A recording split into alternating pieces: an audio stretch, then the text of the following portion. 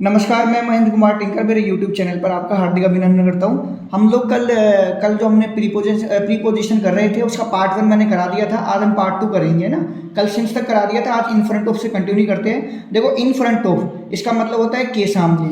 अब इसका देखो यूज क्या होता है, we should put the books in front of our eyes. हम मतलब जो किताब है वो हमने हमारी आंखों के सामने रख ली है, ठीक है ना। नेक्स्ट देखो, there is a shop in front of my school. मेरे स्कूल के ठीक सामने एक दुकान है, मतलब स्कूल के सामने एक दुकान है।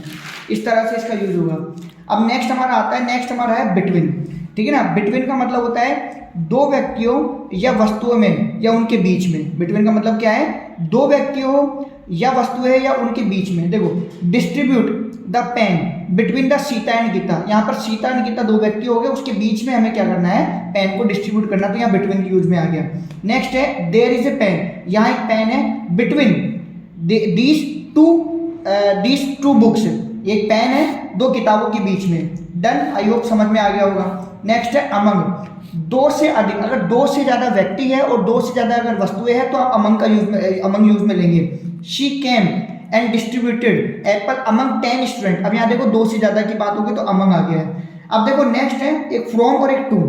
फ्रॉम और टू, जब हम किसी स्थान से आते हैं तो फ्रॉम को यूज में लेते हैं, और कहाँ जा रहे हैं तो वह हम टू का यूज में लेते हैं। जैसे ये देखो मैंने लिखा है, ये स्कूल जा रहा, I am going to school, मैं स्कूल जा रहा हूँ इसलिए मैंने टू का प्रयोग करा। शी वेंट टू दिल्ली, वो दिल्ली जा रही है तो उसने टू का प्रयोग करा।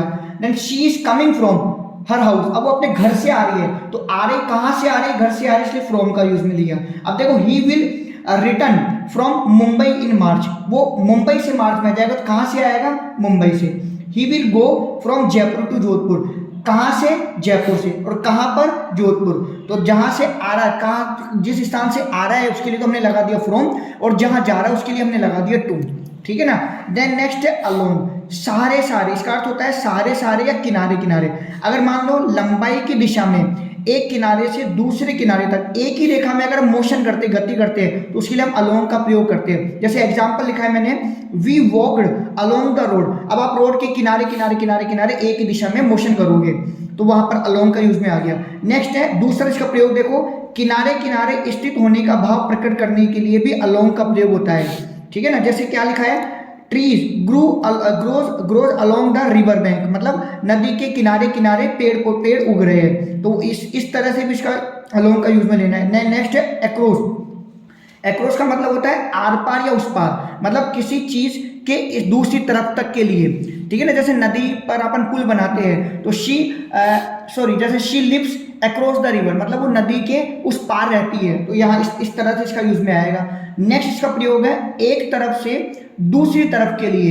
एक तरफ से दूसरी तरफ के लिए, जिसमें अभी मैं बोलने वाला था आपको एग्जांपल, जैसे आप नदी पर पुल बनाते हैं तो they built a bridge across a river, तो ब्रिज बनेगा तो एक छोर से दूसरे छोर तक के लिए बनेगा। तीसरा प्रयोग, किसी क्षेत्र में एक तरफ से दूसरी तरफ अथवा विपरीत दिशा में मोशन दिखाने के लिए, जैसे the thief ran across the field, ठीक है भाई। किसी क्षेत्र के एक तरफ से दूसरी तरफ जाएगा, तो जब वो खेत में भागेगा तो एक छोर से दूसरी तरफ तक भागेगा वो। देन नेक्स्ट थ्रू का मतलब होता है में होकर। इसका जो प्रयोग होता है वो गतिशील क्रिया को दर्शाने के लिए, मतलब यह एक छोर से दूसरे छोर तक की गति को दर्शाने के लिए लगता है। जैसे the thief came through the window, वो कहाँ से आया, विंडो से आया, मतलब बाहर से वो गति कर रहा था और फिर वो विंडो से होता हुआ अंदर आया। तो एक छोर से दूसरे छोर की गति, बाहर से आया गति करता हुआ, तो विंडो से आया तो अंदर भी वो गति करता हुआ पहुंचा है। A man was passing through the forest. Next है बाय। इसका जो प्रयोग है ना, बेसिकली आप लोग पता है पैसिव वॉइस में होता है। जैसे अपन पैसिव वॉइस में हमेशा लास्ट में लिखते हैं by Sita, by Geeta, by Rita. तो a story is written by Sita, food was cooked by my mother. Next है किसी, ये इंपॉर्टेंट है, यहाँ ये इंपॉर्टेंट है और ये इस तरह के क्वेश्चन एग्जाम में आए हुए भी है। किसी वाहन के अंदर बैठकर यात्रा करना, तब हम बाय का प्रयोग करते हैं। जैसे she will go by car, my father will come by train. Next इसका प्रयोग है अधिकतम समय या तक के अर्थ में, या इस समय से अधिक देर से नहीं, या दिए हुए समय से पहले, या तो मैक्सिमम टाइम बता दें, या तक का अर्थ आता हो, या इस समय से ज़्यादा समय में आपका काम नहीं होगा, देर से नहीं करोगे, इस चीज़ को इंडिकेट करने के लिए हम किसका प्रयोग करते हैं, बाय का प्रयोग करते हैं। लेकिन जब इस तरह की कंडीशन आएगी ना तो आपको जो सेंटेंस होगा ना उससे बाय के तुरंत बाद हमेशा कोई समय सूचक शब्द आएगा, ठीक है ना। जैसे देखो घड़ी का टाइम आ जाएगा, डेट आ जाएगी, नेम ऑफ डेज आ जाएगा, नेम ऑफ मंथ आ जाएगा, ईयर्स आ जाएगा, morning, evening, night, tomorrow etcetera आ जाएगा। जैसे एग्जांपल देखो आप क्या लिखा हुआ है, he will finish his work by 5 PM, कि वो आज 5 बजे तक अपना काम खत्म कर देगा।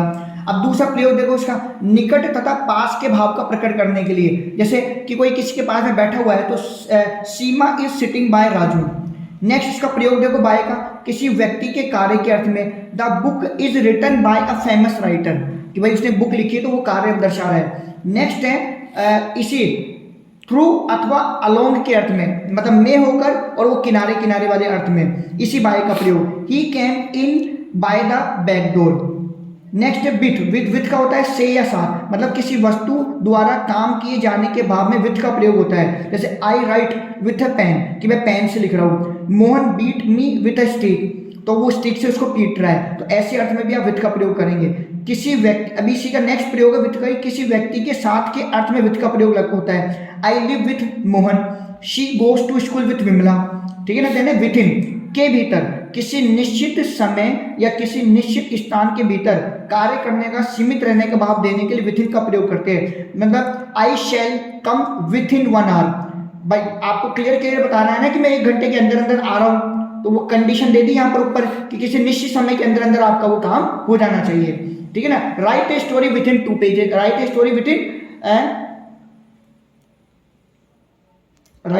इन 2 पेजेस, हाँ ठीक है। देखो नेक्स्ट लिखा हुआ right a story with in 2 pages, कि आपको 2 पेज तक की स्टोरी लिखनी है। तो ये देखो ये 2 पेज तक की जो स्टोरी लिखनी है ना, ये सीमित काम के करने को भाव को दे रहा है। नेक्स्ट है अबाउट के बारे में या लगभग। अब देखो पहले तो के बारे में इसका प्रयोग देखते हैं। आई नो अबाउट यू, कि मैं आपके बारे में जानता हूँ, या आई नो अबाउट कंप्यूटर, मैं कंप्यूटर के बारे में जानता हूँ। अब लगभग का अर्थ देखो, I reach school at about 8 AM, मैं स्कूल लगभग 8 बजे तक पहुंच जाऊंगा, ठीक है ना। तो ये 2 अर्थ में इसका किसका प्रयोग होएगा, अबाउट का।